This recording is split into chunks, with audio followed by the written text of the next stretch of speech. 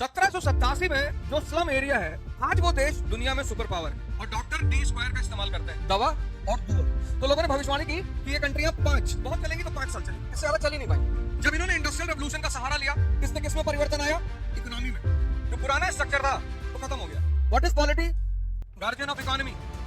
जिसके हाथ में राजनीति, उसके हाथ में अर्थव्यवस्था। जब तुम किताबें पढ़ते हो, एक चीज फिर से जिंदा कर लो जो तुम्हारे साथ पैदा हुई थी, तुमने उसे छोड़ दिया, वो है क्यूरियोसिटी। 1787 में 13 कॉलोनियां थी, 13 बस्तियां, 13 स्लम एरिया, 13 स्लम एरिया। कब? 1787 में 13 बस्तियां, जब ये देश पैदा हुआ। और आज 2023 में ये सुपर पावर है। अब ये तुम्हें तुरंत क्वेश्चन मार्क लगाना है कि कैसे 1787 में जो स्लम एरिया है, स्लम, आज वो देश दुनिया में सुपर पावर है। उसका एक ही एविडेंस काफी है। उसका एक प्रोडक्ट है एप्पल, आईफोन। सब लोग कोई प्रोडक्ट खरीदते हैं, कहते हैं भैया दिखा दो खोल के, कोई डैमेज वैमेज होगा तो देख ले। एप्पल की कोई इंक्वायरी नहीं करता। ये जो यात्रा चली ना यहां से यहां तक, इस यात्रा का जो सूत्रधार है वो है एप्पल। कोई कहीं पहुंचता है तो उसके पीछे कोई ना कोई रीजन होता है ना। तो industrial revolution, group A countries, United states of America, China, India, ये पैदा हुआ 1787 में, 1787। ये पैदा हुआ 1949 में। हालांकि आजादी 21 में मिल गई थी, वॉशिंगटन कॉन्फ्रेंस है 49। और ये कंट्री पैदा हुई 1947 में।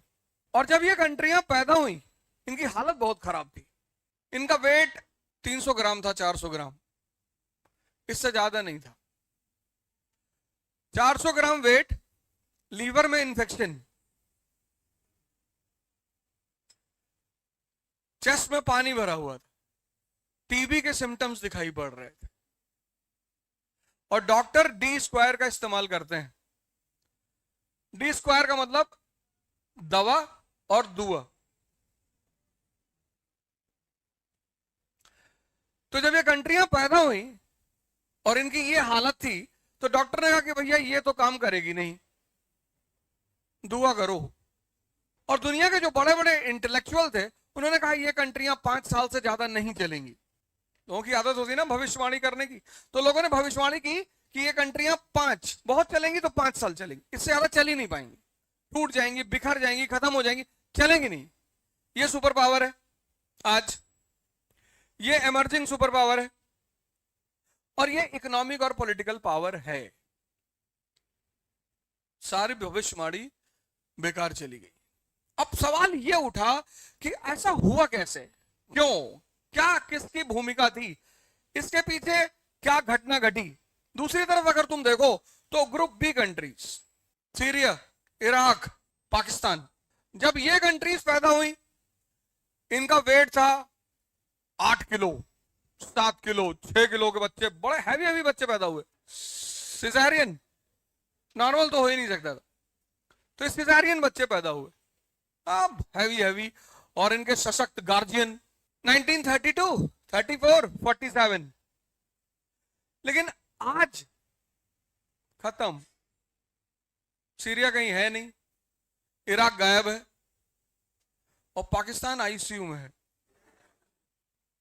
अब दोनों की कंडीशन देखो। एक, जिनको लोग प्रोफेसी कर रहे थे कि खत्म हो जाएंगे, वो शक्ति बनकर उभर आए। और दो, जो ताकतवर पैदा ही हुए थे, वो खत्म हो गए।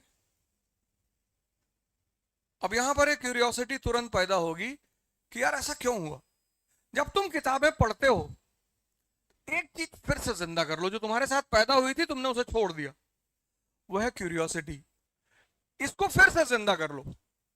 जब पढ़ो तो रटने उठने के लिए तो पढ़ो ही मत, पता करने के लिए पढ़ो कि यार ये घटनाएं क्यों घटी, ये क्या हो रहा है। अब तुम देखो, पूरी दुनिया में तुम्हें मेड इन यूएस का सामान मिलेगा, मेड इन चाइना मिलेगा, मेड इन इंडिया मिलेगा, मेड इन सीरिया मिलेगा? नहीं मिलेगा। मेड इन इराक है ही नहीं। मेड इन पाकिस्तान अब ऐसा हुआ क्यों? जब ये कंट्रियां पैदा हुई, ये पैदा ही होते ही इन्होंने इंडस्ट्रियल रेवोल्यूशन का सहारा लिया, औद्योगिक क्रांति। जब इन्होंने इंडस्ट्रियल रेवोल्यूशन का सहारा लिया, इससे किसमें परिवर्तन आया? इकोनॉमी में। जब ये पैदा हुई तो इन्होंने किसका सहारा लिया? औद्योगिक क्रांति का। औद्योगिक क्रांति से किसमें परिवर्तन आया? इकोनॉमी के परिवर्तन ने सोसाइटी में परिवर्तन कर दिया। आर्थिक परिवर्तन ने क्या किया? सामाजिक परिवर्तन कर दिया। यहां पे 3 क्लास पैदा हुए, capitalist class, middle class, working class. आर्थिक परिवर्तन ने सामाजिक परिवर्तन किया और 3 नए क्लास पैदा हुए, पूंजीपति, मध्यम वर्ग और वर्किंग क्लास।